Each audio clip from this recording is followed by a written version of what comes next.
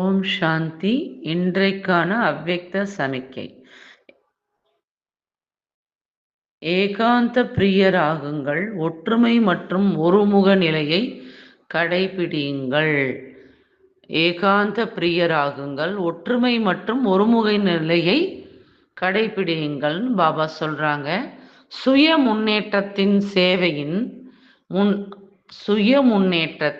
சேவையின் முன்னேற்றத்தில் ஒருவர் கூறினார், அடுத்தவர் சரி ஐயா என்று கூறினார். அதுபோல எப்பொழுதும் ஒற்றுமை மற்றும் திடத்தன்மை மூலம் முன்னேறிக்கொண்டே செல்லுங்கள். எப்படி தாதிகளின் ஒற்றுமை மற்றும் திடத்தன்மையின் குழு பக்குவமாக இருக்கிறதோ அதே போல ஆதி சேவையின் ரத்தினங்களின் குழு உறுதியாக இருக்க வேண்டும். இது மிக மிக அவசியமானது ஆகும்.